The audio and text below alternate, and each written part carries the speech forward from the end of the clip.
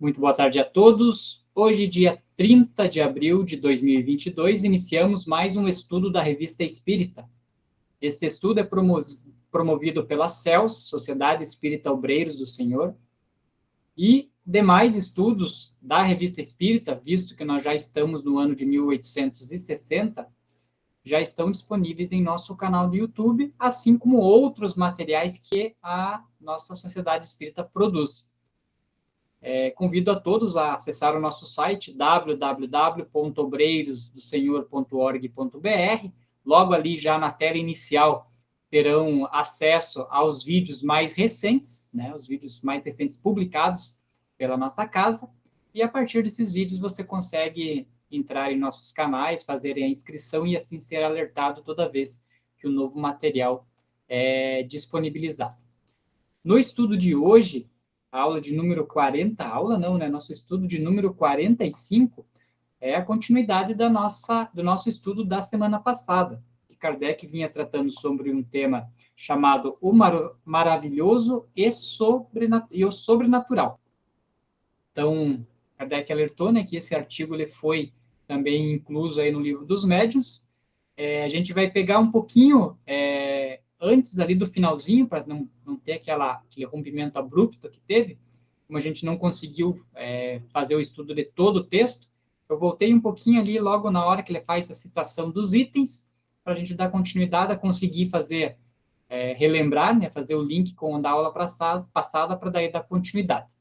Como era a Sônia que estava fazendo essa leitura para nós, Sônia? Pode concluir ela então? Posso sim. Então, boa tarde a todos. Vamos lá, o maravilhoso e o sobrenatural. Continuação. Resumimos o assunto tratado nas proposições seguintes. Isso é o Kardec falando, né? Primeiro, todos os fenômenos espíritas têm, por princípio, a existência da alma, sua sobrevivência ao corpo e suas manifestações. Segundo, fundando-se numa lei da natureza, esses fenômenos nada têm de maravilhosos, nem de sobrenaturais, no sentido vulgar dessas palavras. Terceiro, muitos fatos só são tidos por sobrenaturais porque a sua causa não é conhecida. Ao atribuir-lhes uma causa, o Espiritismo os restitui ao domínio dos fenômenos naturais. Quarto, entre os fatos qualificados de sobrenaturais, muitos há que o Espiritismo demonstra a impossibilidade, incluindo-os no rol das crenças supersticiosas. Quinto, embora reconheça um fundo de verdade em muitas crenças populares, o Espiritismo não avaliza, de modo algum, todas as histórias fantásticas criadas pela imaginação. Sexto, julgar o Espiritismo pelos fatos que ele não admite é dar prova de ignorância e tirar todo o valor à opinião do crítico. Sétimo, a explicação dos fatos que o Espiritismo admite, de suas causas e consequências morais, constitui toda uma ciência e toda uma filosofia, reclamando estudo sério, perseverante e aprofundado. É o que a gente tenta fazer, né? Oitavo, o Espiritismo só pode considerar como crítico sério quem tudo tenha visto, estudado e aprofundado com a paciência e a perseverança de um observador consciencioso, que tenha tanto conhecimento do assunto quanto o adepto mais esclarecido, que haja, por conseguinte, aurido seus conhecimentos fora dos romances da ciência, aquele a quem não se possa opor fato algum que lhe seja desconhecido, nenhum argumento de que já não tenha cogitado, e que sua refutação se faça não por simples negação, mas por meio de outros argumentos mais categóricos. Aquele, finalmente, que possa indicar para os fatos averiguados causa mais lógica do que aqueles apontam o Espiritismo. Tal crítico ainda está por aparecer. Nem é preciso dizer que os críticos do maravilhoso, com mais forte razão, relegam os milagres para o âmbito das quimeras da imaginação. Algumas palavras a respeito, embora colhidas de um artigo precedente, encontram aqui seu lugar natural e não será inútil lembrá-las. Então, aí tem uma nota dizendo que, com algumas modificações, Allan Kardec inseriu parte desse texto no capítulo 13 de A Gênese, o último livro da codificação espírita, publicado em 1868, na parte chamada Características dos Milagres. Em O Livro dos Médiuns não há esse trecho. Na sua acepção primitiva e por sua etimologia, o vocábulo milagre significa coisa extraordinária, coisa admirável de se ver. Mas, como tantas outras, esta palavra se afastou do seu sentido original. Por milagre se entende hoje, segundo a Academia, um ato do poder divino contrário às leis comuns da natureza. Tal é, com efeito, a acepção usual, e apenas por comparação e por metáfora, ela é aplicada às coisas vulgares que nos surpreendem e que não conhecemos a causa. Não entra de modo algum em nossas cogitações examinar se Deus terá julgado útil, em certas circunstâncias, derrogar as leis que ele mesmo estabelecera. Nosso objetivo é unicamente demonstrar que os fenômenos espíritas, por mais extraordinários que sejam, não derrogam de maneira alguma essas leis e não têm nenhum caráter miraculoso, assim como não são maravilhosos ou sobrenaturais. É impressionante a simplicidade e a nitidez, né, com que o Kardec explica, né, as coisas, fica muito claro, não tem como você não entender, né? E principalmente, para a gente que tem uma mente aberta, né, Sami?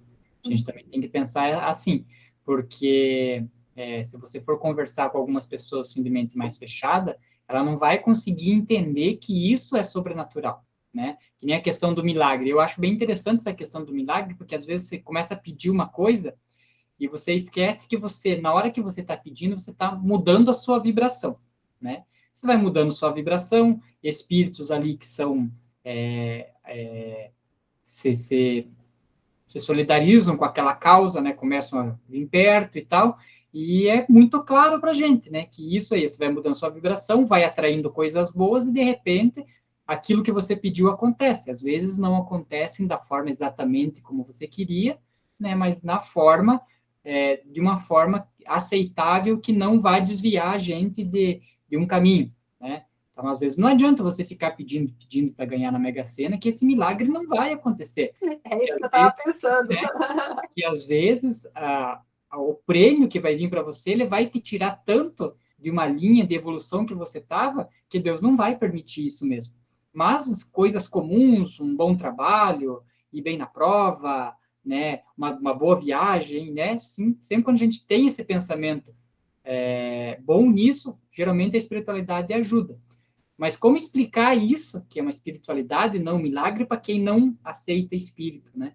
Então, ele para nós, eu digo assim, é muito simples e muito claro. Agora, se a gente for falar, talvez, nessa linguagem, para uma outra pessoa que não tem essa linha, eu acho que talvez ela fique meio refratária e não aceita também. Mas então, mas mesmo no sentido aí que hoje a própria ciência já está demonstrando a questão dos pensamentos, né? De você mudar de sintonia.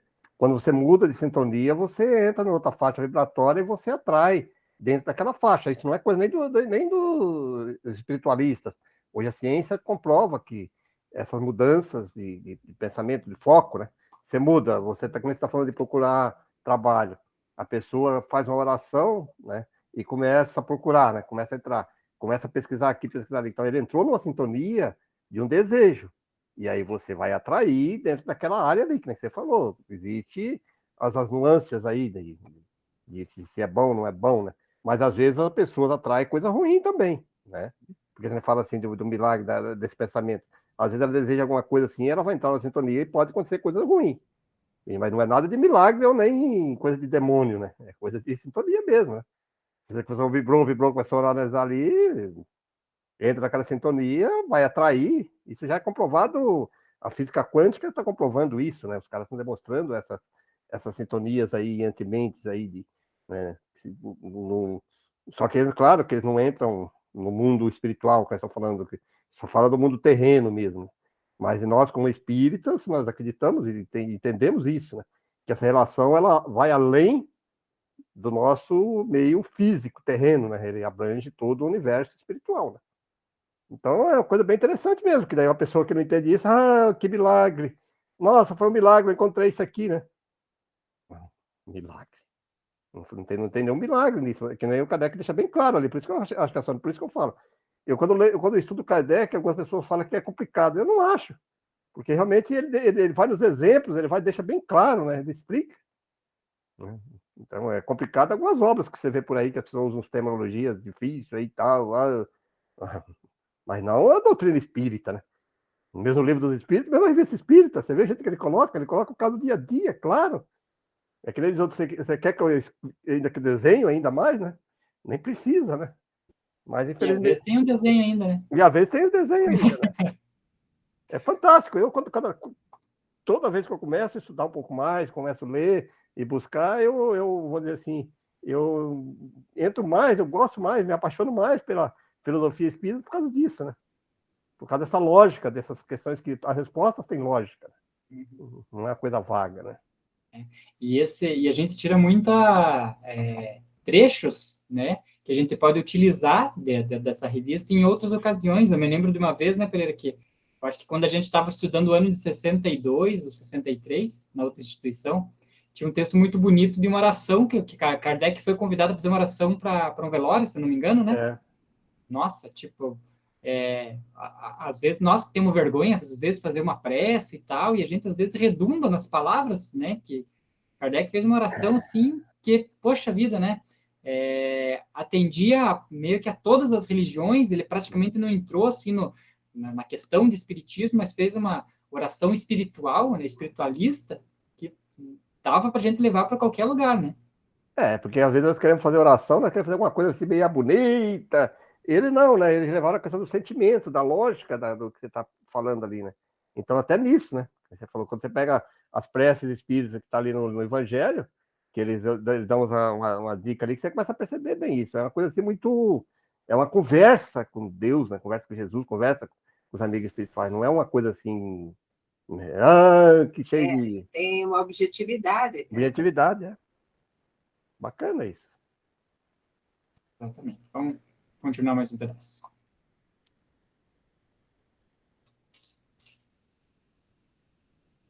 Então, o milagre não se explica.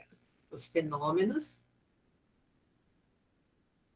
Acho que aqui embaixo, na penúltima linha ali do miraculoso, não, né? O milagre. Não, ali. Isso.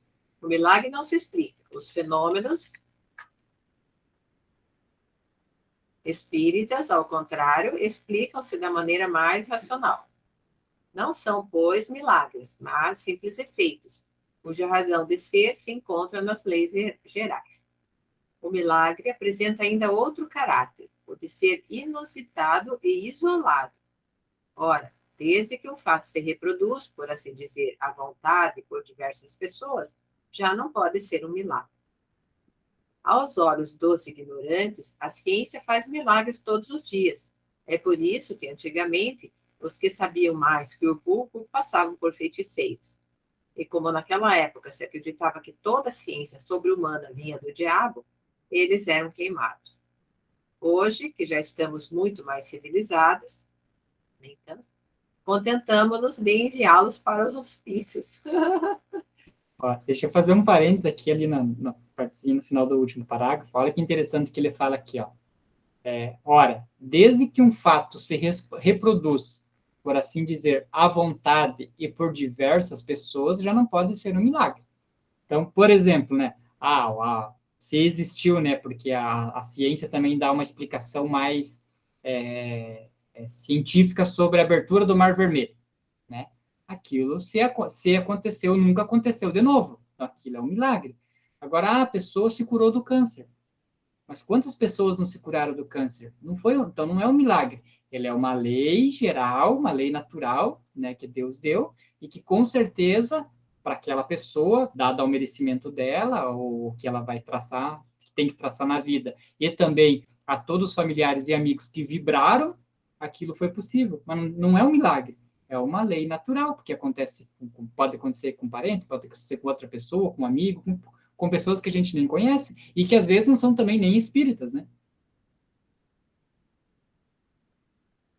Então, continuando. Se um homem realmente morto, como dissemos no início, ressuscitar por intervenção divina, haverá aí verdadeiro milagre, porque isso é contrário às leis da natureza. Se, porém, esse homem só tem da morte a aparência, se ainda há nele um resto de vitalidade latente, e a ciência ou uma ação magnética consegue reanimá-lo, para as pessoas esclarecidas, isso será um fenômeno natural. Todavia, aos olhos do vulgo ignorante, o fato passará por miraculoso, e seu autor será perseguido a pedradas ou venerado, conforme o caráter dos indivíduos. Solte um físico em campo aberto, um papagaio elétrico, e faça, por esse meio, cair um raio sobre uma árvore, e esse novo Prometeu será tido certamente como senhor de um poder diabólico. Então, tem a explicação. No livro dos médiuns, há um trecho a mais que não consta do original da revista, que é esse que ele vai dizer ali. E seja dito de passagem, Prometeu nos parece, muito singularmente, ter sido um precursor de Franklin. Mas Josué, daí continua ali, mas Josué, detendo o movimento do Sol, ou antes da Terra, esse teria operado o verdadeiro milagre, pois não conhecemos nenhum magnetizador dotado de tão grande poder para realizar tal prodígio. De todos os fenômenos espíritas, um dos mais extraordinários é, incontestavelmente, o da escrita direta, e um dos que demonstram de modo mais evidente a ação das inteligências ocultas. Explica para nós aí, Sônia, essa escrita direta.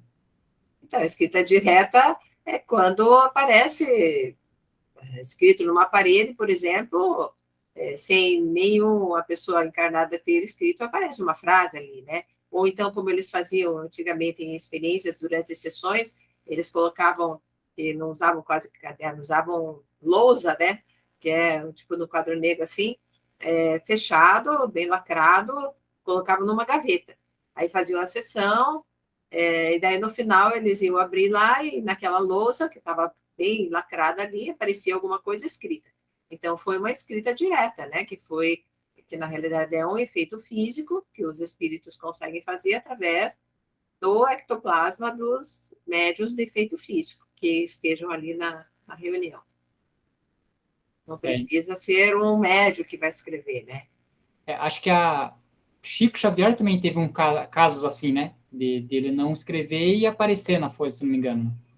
Esse eu não lembro assim, se o Chico teve, mas havia muitos casos, né, nessa época do Kardec e depois ali do Ernesto Bozano, do Aksakov, né, eles relatam muitas coisas, né, naquela época, que eles faziam muitas sessões de efeito físico. Agora, como a gente já comentou, não existe tanto médium de efeito físico mais, né, porque justamente já passou essa fase de chamar a atenção das pessoas, né. Então, a gente tem a literatura para aprender, estudar e seguir para frente, né? Na questão mais filosófica, moral, né? Da doutrina, do que na questão de efeitos mesmo, de fenômenos, assim, para chamar a atenção, né? Eu acho que o primeiro fenômeno que aparece disso aí, que é pinomotografia, né, que ele coloca lá no livro do médium, foi o do Moisés, né? Na hora de escrever o testamento. Que ali não existia médium, ali apareceu, foi escrito, aí mostrou aparecendo, ele comenta que parecia escrever nas letras, né? Então ali já foi o primeiro efeito de escrita direta, né? Escreveu na tábua ali, naquelas tábuas lá, aquela escrita ali, né? E aí a gente vê aí alguns relatos também aí religiosos, de algumas escritas que aparecem em alguns lugares meio excêntricos, aí aparecem algumas escritas ali que sem ter ninguém ali também, que é o mesmo fenômeno, né? A senhora falou, efeito físico, né? Entendeu? Mas efeito físico, o médium utiliza daquilo ali para escrever, para fazer essas mensagens. Mas se a gente relembrar, o primeiro que aconteceu foi o de Moisés, dos testamentos. Porque quando é o médium que escreve, aí que se chama psicografia, né?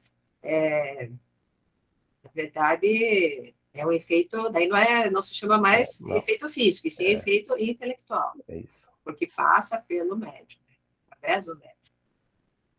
A gente teve um estudo na revista que ele fala bastante sobre essa pneumatografia, né? Que acho que se foi 58, 59, Daí ele até explica a forma como aparecia a letra no papel, que quando você faz a escrita, eles utilizavam lápis na época, né? Então é pela fricção que o carvão deixa ali o rastro, né? E nessa escrita direta, ele era como se fosse depositado em cima da folha, já a letrinha pronta, né? Então, inclusive, eles conseguiam ver, às vezes, até o relevo da letra, que você via que não existia uma fricção, ela foi depositada. Então, nitidamente, ele tá, além de não ter ninguém escrito, né? O traço também da letra era totalmente diferente do que se uma pessoa tivesse escrito e guardado lá e falado, não, apareceu do nada. Era diferente também. Então, você vê até esses cuidados, né, que a espiritualidade vinha ter, né, porque, não, então vamos estudar, porque alguém escreveu e colocou na gaveta. Não, mas olha lá, porque dessa forma não teria como a pessoa fazer, depositar a letra. Então, é bem interessante nessas questões aí, e mesmo isso que é tão diferente, não é miraculoso, né, é explicado pela doutrina.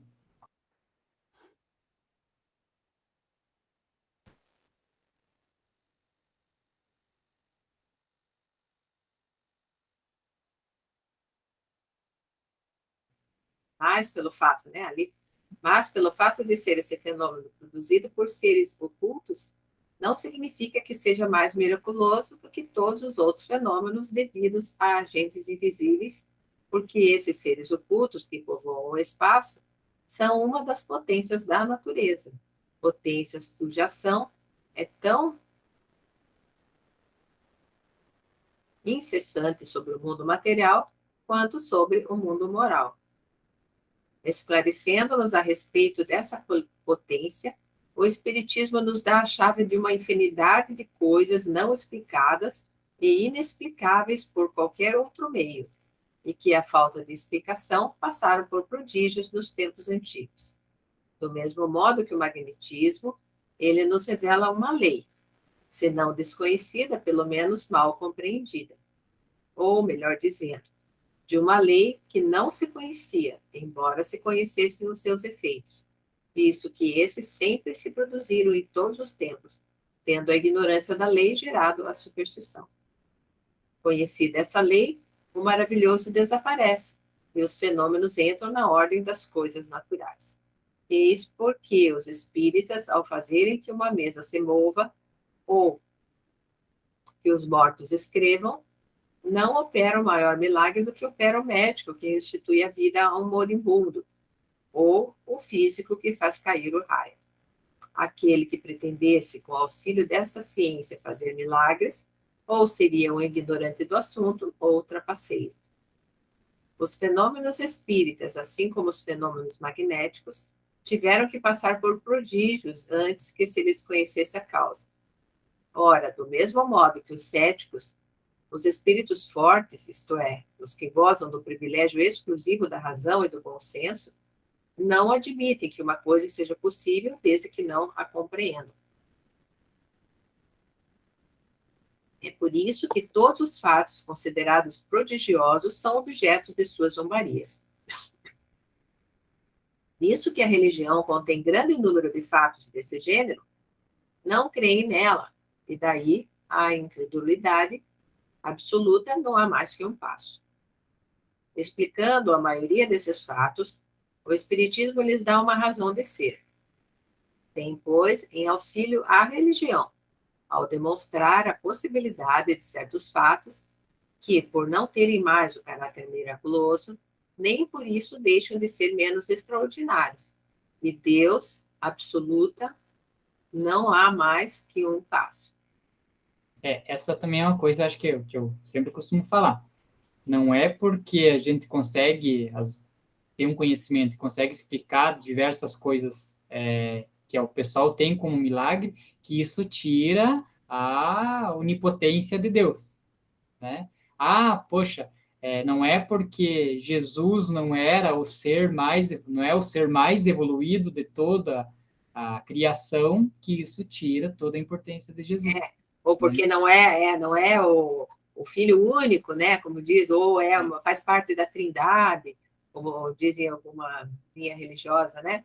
Não faz parte da Trindade, não é Deus. Então, nossa, vocês estão fazendo uma heresia, né? Mas, na verdade, a heresia é para aqueles dogmas, né? Mas não para o próprio Cristo, que, na verdade, a gente compreende, né? A distância que existe entre nós e ele, né? E as capacidades todas que ele teve, né? Não precisa ser Deus, né? Basta ser um espírito puro, né? E crístico, já como ele era, obviamente. Então, nem nada tira mesmo, né? A questão da religião.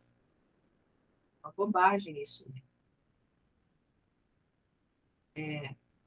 Então, explicando a maioria desses fatos, o Espiritismo lhes dá uma razão de ser. Vem, pois, em auxílio à religião ao demonstrar a possibilidade de certos fatos, que por não terem mais o caráter miraculoso, nem por isso deixam de ser menos extraordinários, e Deus não fica sendo menor nem menos poderoso por não haver derrogado suas leis. Eu acho que até ao contrário, né? Porque aí fica muito mais justo. Agora, imagine, porque alguém pediu alguma coisa, Deus vai mudar todas as regras e privilegiar aquela pessoa, né? Não é justo. De quantos gracejos não foram objeto as levitações de São Cupertino? Ora, a suspensão etérea dos corpos pesados é um fato explicado pela lei.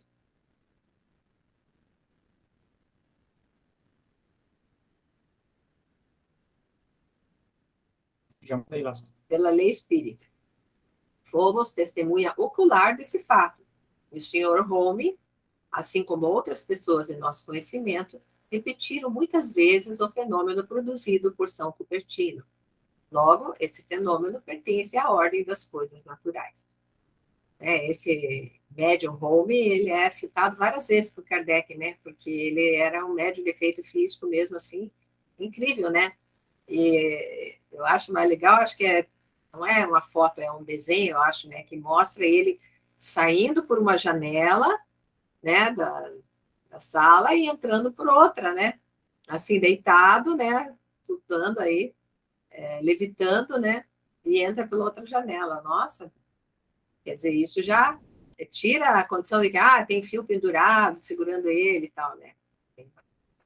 E o Sr. Home ali, ele fez também, similar, que ele coloca ali. Quando a gente estuda o Sr. Home lá, ele fazia essas levitações, saía de uma sala, entrava para outra também. Mas é Igual... desse que eu estou falando. Tá, mas é porque ele está repetindo que o Cupertino que fazia, né? Então ele... O Cupertino eu não sei, né? Eu não conheço, mas o Home é que tem esses desenhos mostrando ele. E aí, quando foi comentando ali a questão do auxílio do espiritismo, que vem explicando esses fenômenos, que vem em socorro da religião, ele vem bem naquele ponto que nós estávamos discutindo. Por que as pessoas se afastam das religiões, né?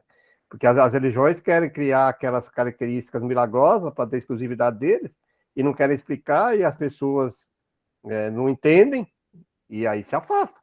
Sim, e quando você explica o fenômeno, como é que funciona, aí as pessoas começam a aceitar melhor, né? Fala, poxa, isso aí é uma coisa natural. Senão fica parecendo aquela coisa de Deus injusto, né? Que você falou. Deus ajuda um e não ajuda outro. Por que isso? Por que aquilo? Exatamente. Esse Home, né, que é o Daniel Douglas Home, a gente estudou bastante em 58, e se não me engano, eu até consegui achar essa foto que a Sônia falou da revista, dele saindo de uma janela e entrando para outra. Então, ele era um médium, assim, que detinha também muitos, quase que na totalidade aí das características de médium psicógrafo, de efeito físico, de cura, enfim, ele era bem completo, se é, se podemos dizer isso, né? E ele tinha essas causas de levitação, assim, bem grandiosa mesmo. Mas o destaque dele maior era os efeitos físicos, né? Efeito físico, que ele se destacou bem mais, que ele atuou mais, né? Então, quem quiser rever esse estudo, é lá no ano de 1858, aula 3, aula 8, aula 23 e 24. Dá para voltar lá e rever lá o estudo, bem interessante.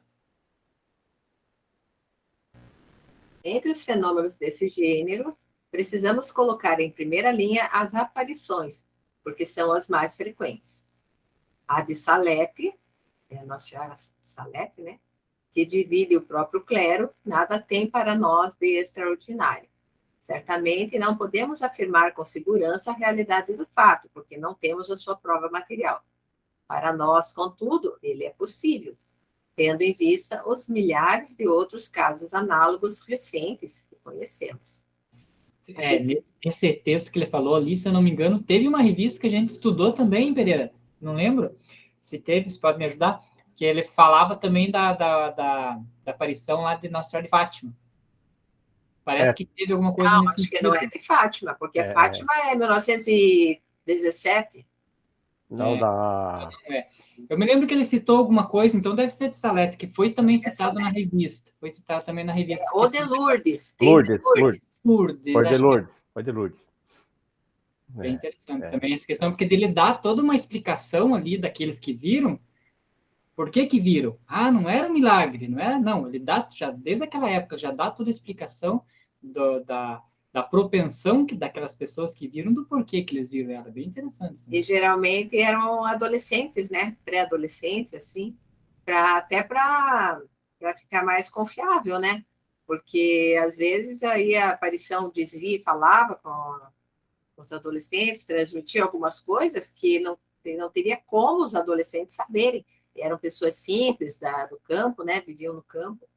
Então, para ser muito mais, chamar muito mais atenção, né? De que realmente, de onde que as crianças iam tirar aquilo. Essa o da Fátima que está falando aí foi em 2017, inclusive É, uma delas morreu em 1900, 2005. 1917. 1917, 1917, e uma delas morreu em 2005, inclusive.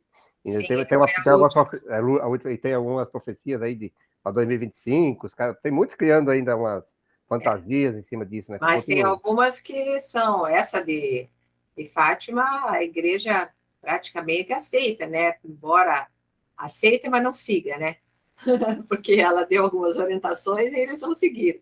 Mas, enfim, foi aceita. Mas eles também tinham cuidado naquele tempo para não cair nessas questões de crendices, né? Então, eles faziam muitas perguntas e tentavam tirar limpo. Alguns não acreditavam, diziam até que era mentira, né?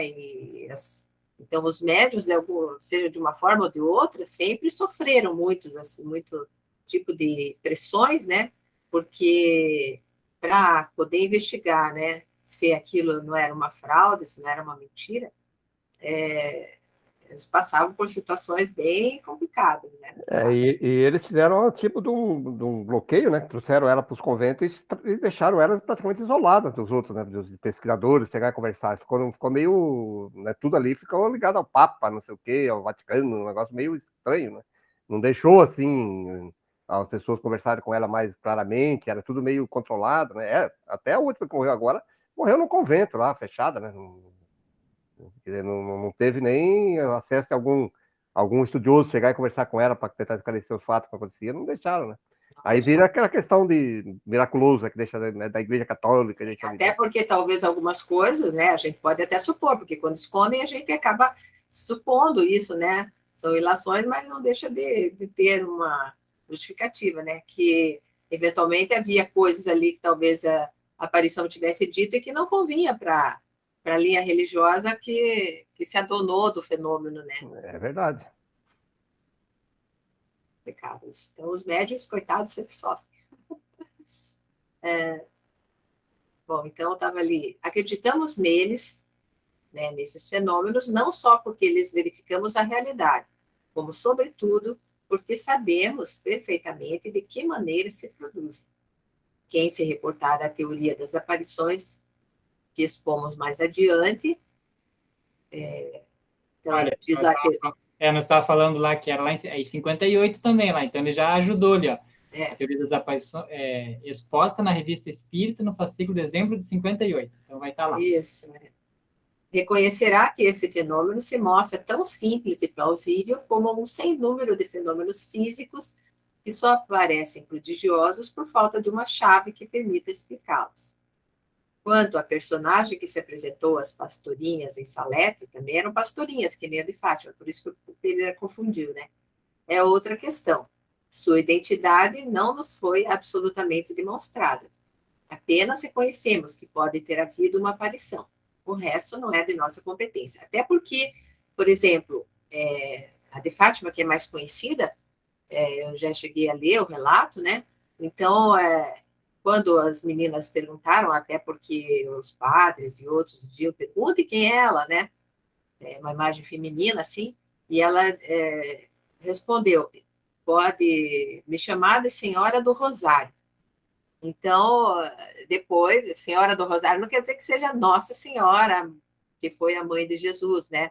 Mas aí já fica como sendo, né? Então, tem toda essas questões que as pessoas vão ampliando, né? Os significados. Né?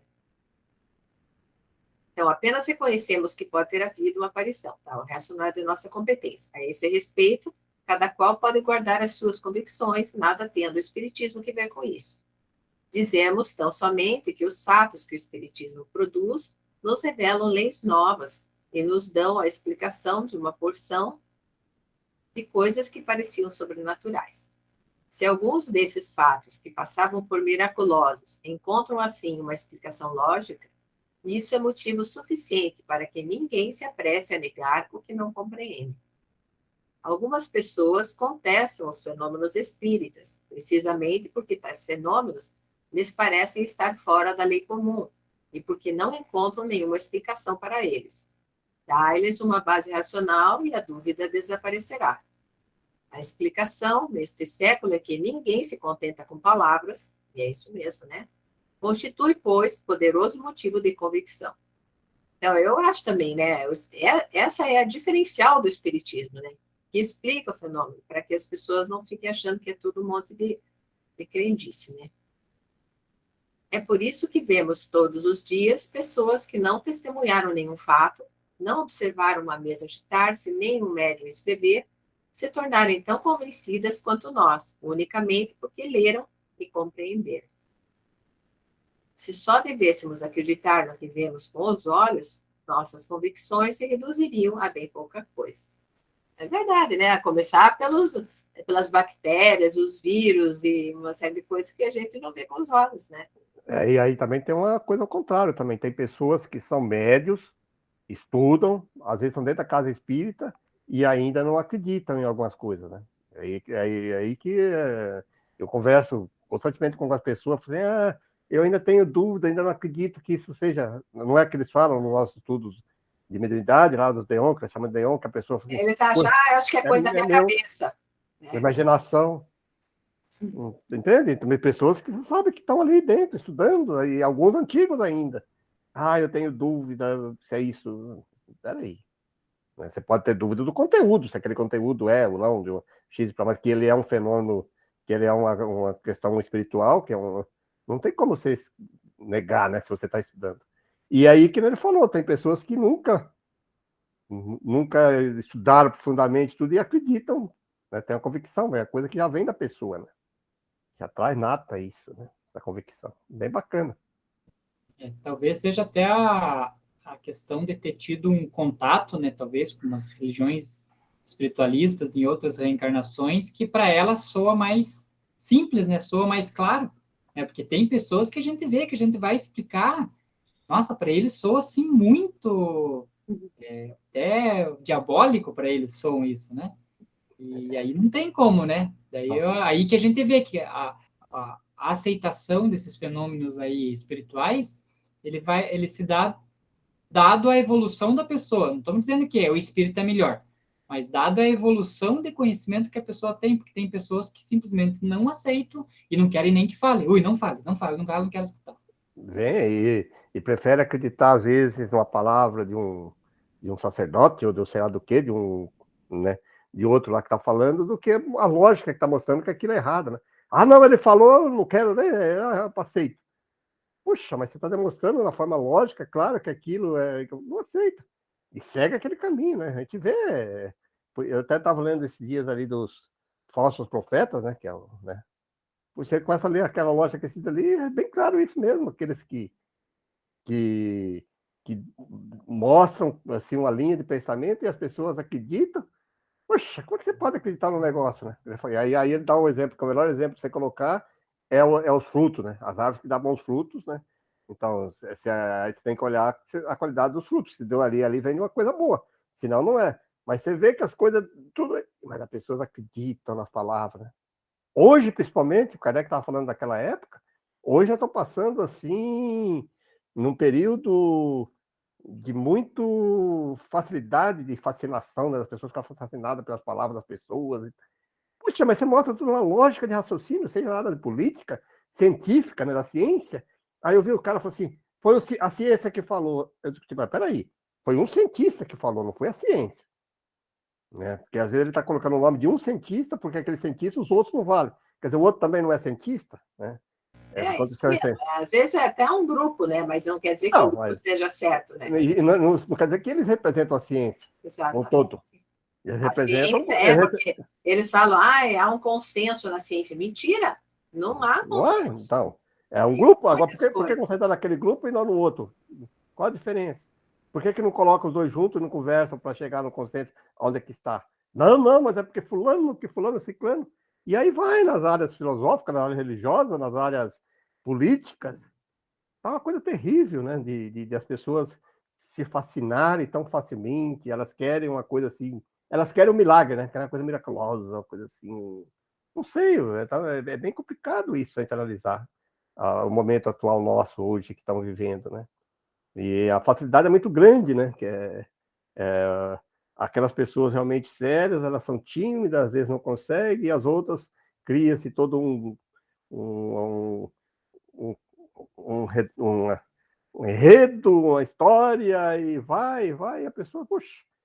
E a ciência já não é só do momento atual, já é pelo menos, né, de um século para cá, que a gente sabe, desde o tempo da Segunda Guerra, que a ciência ficou cooptada, né, pelos interesses políticos, governamentais e dos poderosos, né?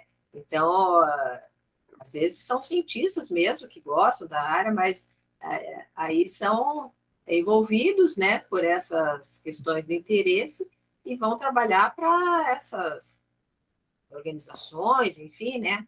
Que na verdade a gente vê que isso, a gente fala que no plano espiritual tem isso, mas aqui é a mesma coisa, né? Nós somos quem somos nós? Nós somos espíritos que estão aqui na Terra, né? Mas é a mesma tendência, né? E quando volta para lá, continua a mesma coisa, quer dizer, não vai mudar, né? É difícil, né? Por isso que eu sempre coloco e tenho colocado que cabe ao espiritismo, o movimento espírita, bater muito sobre isso, né? Porque o Kardec sempre colocava dessas questões materiais, né? Então, você tem que bater nesse apego materialista de qualquer custo. Mas é complicado, porque às vezes também, é que nem o Lero falou, às vezes as nossas vozes não têm eco, né? Porque eles têm os meios de comunicação, tem tudo, que se você começa a destacar, eles vão lá te isola você de uma maneira que você fica sozinho, né? Então as pessoas, eu percebo isso. Algumas vozes, quando começam a despertar, elas são totalmente isoladas, massacradas, aí o povo vai, porque não, os argumentos são muito fortes, né? São muito bem colocados. Muitos gritam, né? Muitos falam assim contra aquilo, né? Então aí fica, na verdade é assim, como desde o início lá do tempo do Cristo, né? Que a gente tem noção assim disso, que a verdade é mostrada, mas são poucos aqueles que vão compreender que ela é realmente a verdade e vão seguir, né? Então, por isso que dizem, não é que seja, é uma seleção natural, né? Então, aqueles que compreendem, seguem e colocam em prática e vão. Os outros, infelizmente, ainda não têm o amadurecimento suficiente e vão bater cabeça mais tempo, né? Como vai e vem do plano espiritual para cá, vai chegar uma hora que vão despertar. Mas cada vez que demora mais para isso, é o sofrimento de cada um, né? Quanto mais você evolui espiritualmente, pode ser que aqui na Terra você sofra, mas no plano espiritual você está numa situação muito melhor, né? Você passa a ser um espírito mais feliz lá, vamos dizer assim, porque você está em paz com a tua consciência, porque você já compreende como é que funciona as leis de Deus, né? Então, vamos continuar? Aí agora a Pereira vai ler um pouco? Pereira pode ler um pouco, também não dará tempo da gente terminar esse estudo, mas lemos alguns slides ali e deixamos para continuidade no próximo sábado. Daí. Isso é dando continuidade à história do Maravilhoso, né? Ainda. Isso, agora ele vai trazer alguns artigos ali por escritores e tal. Então, dando continuidade a esse nosso estudo aí do História do Maravilhoso e do Sobrenatural, por Luiz Figuier. Guilherme Louis Figuier, 1819-1894, um cientista e escritor francês. Primeiro artigo. Dá-se com a palavra maravilhoso o mesmo que se dá com a palavra alma. Há um sentido elástico que se presta a interpretações diversas. Eis porque julgamos útil estabelecer alguns princípios gerais no artigo precedente, antes de abordar o exame da história dada pelo Sr. Figuier. Quando essa obra apareceu, os adversários do Espiritismo bateram palmas, dizendo que, sem dúvida, nos iríamos dar mal. Em seu caridoso pensamento, já nos viam mortos, sem apelação. Triste efeito da cegueira apaixonada e irrefletida, porquanto se eles se dessem ao trabalho de observar o que querem demolir, veriam que o Espiritismo será um dia, mais cedo do que pensam, a salvaguarda da sociedade. E talvez eles próprios lhe devam a salvação. Não dizemos no outro mundo, com o qual poucos se preocupam, mas neste mesmo. Não é levianamente que dizemos tais palavras. Ainda não chegou o momento de desenvolvê-las, embora muitos já nos compreendam. Voltando ao Sr. Figuier, nós mesmos tínhamos pensado ver nele um adversário realmente sério, trazendo argumentos peremptórios, que valessem a pena ser refutados com seriedade. Sua obra compreende 4 volumes. Os 2 primeiros, com uma exposição de princípios, um prefácio e uma introdução. Depois, uma relação de fatos perfeitamente conhecidos e que devem ser lidos com interesse, tendo em vista as pesquisas eruditas que merecem da parte do autor, Acreditamos ser relatos mais completos, já publicados sobre o assunto.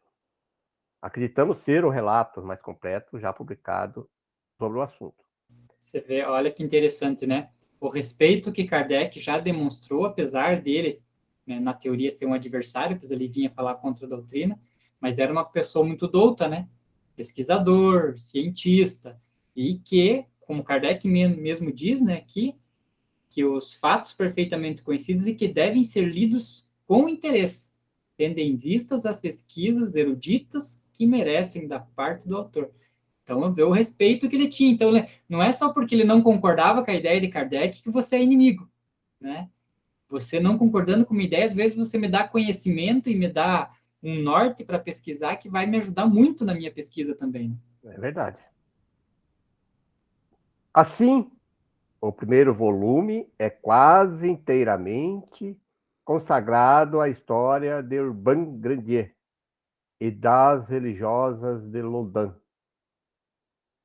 Vem a seguir as convulsionárias de Saint-Médard, a história dos profetas protestantes, a varinha mágica, o magnetismo animal. O 4º volume, que acaba de ser publicado, trata especialmente das mesas girantes e dos espíritos batedores. Mais tarde voltaremos a esse último volume, limitando-nos agora a uma apreciação sumária do conjunto. A parte crítica das histórias, que constitui os 2 primeiros volumes, consiste em provar por testemunhos autênticos que a intriga, as paixões humanas e o charlatanismo tiveram grande papel. que certos fatos trazem a marca evidente da astúcia, o que ninguém contesta. Ninguém jamais garantiu a integridade de todos esses fatos, menos do que quaisquer outros.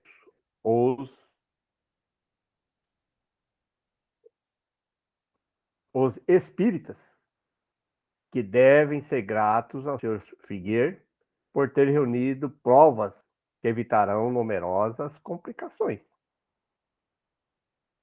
Eles têm interesse em que a fraude seja desmascarada e todos que a descobrirem nos fatos erroneamente qualificados de fenômenos espíritas, lhe prestarão serviço. Ora, para prestar semelhante serviço, nada melhor que os inimigos. Vê-se, pois, que tais inimigos servem para alguma coisa. Apenas o desejo da crítica, às vezes, os arrasta muito longe e, no ardor de descobrir o mal, muitas vezes o veem onde ele não está, por não terem examinado com bastante atenção e imparcialidade, o que é ainda mais raro.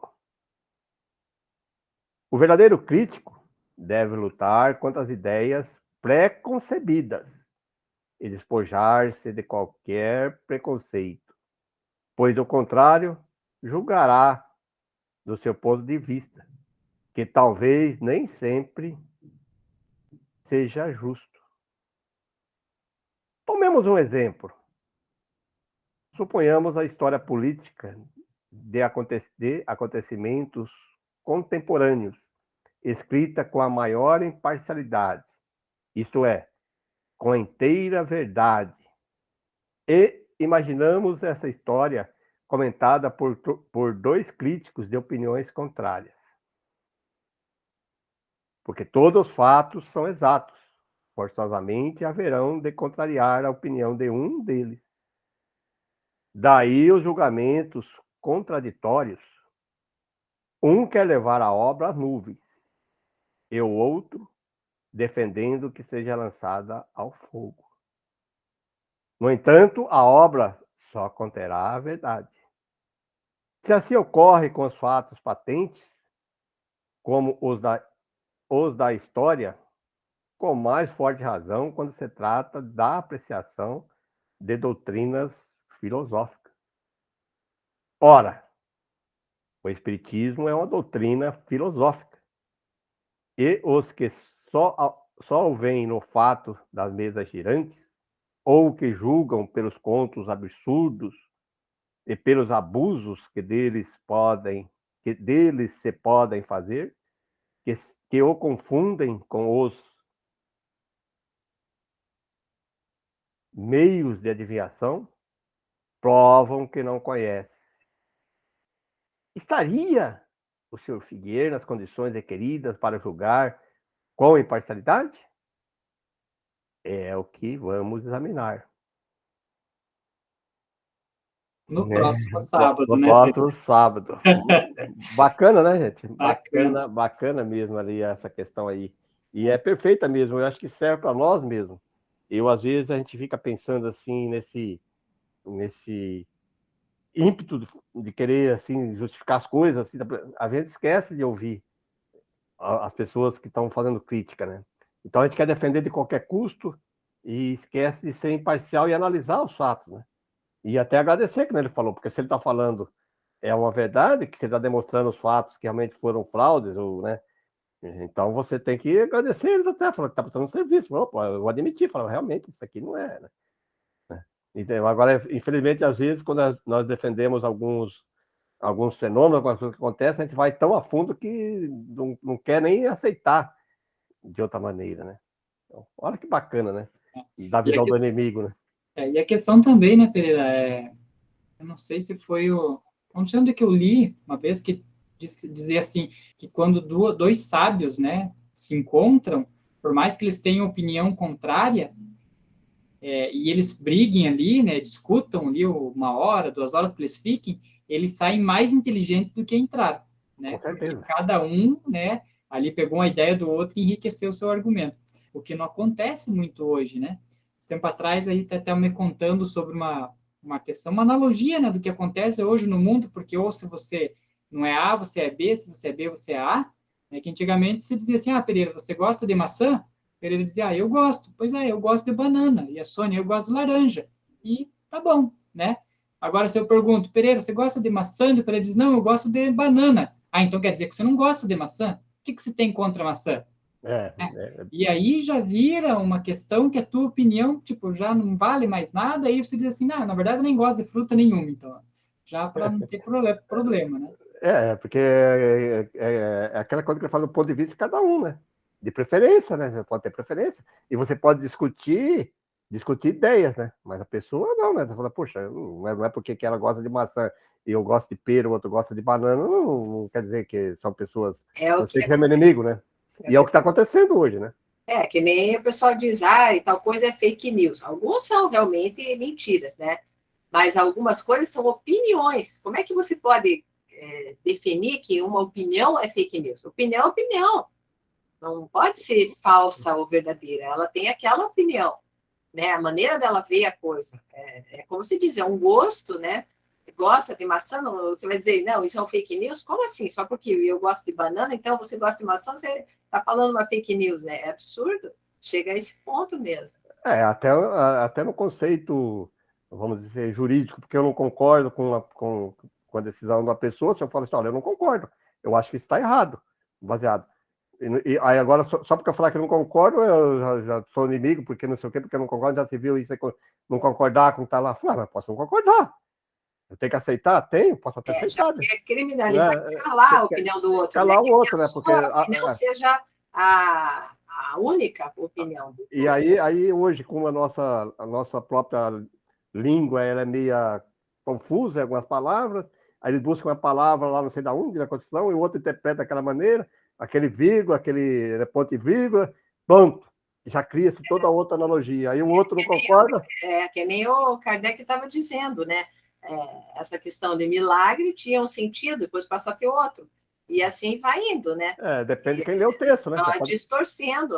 Como a gente agora, democracia. O que é democracia? Aí vão distorcendo aquela ideia, de repente passa a ser o oposto do que, na verdade, era original. E outra, até as próprias traduções de livros, muitas vezes. Um autor coloca lá, modifica um pouquinho algumas palavras, coloca lá com o sentido é mesmo, aí o outro já interpreta errado aquilo, já pega aquela interpretação e já cria uma confusão tremenda, né? E é assim no meio jurídico. Você é advogado, você sabe disso. Essa linha hoje aí está complicada, porque você pode interpretar um texto, se você for inteligente, pegando palavra, aquela palavra ela pode significar um monte de coisa. Não, mas tem uma vírgula aqui, tem um ponto de vírgula. Você acaba fazendo uma conclusão oposta do que aquele que escreveu queria dizer.